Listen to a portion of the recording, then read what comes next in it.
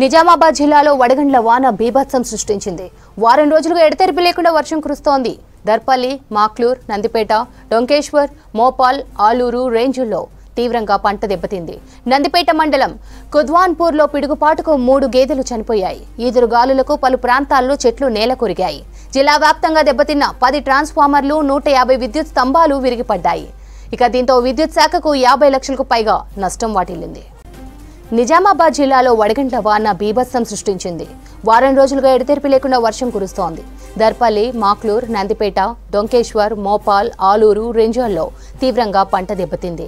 నందిపేట మండలం కుద్వాన్పూర్లో పిడుగుపాటుకు 3 గేదెలు చనిపోయాయి.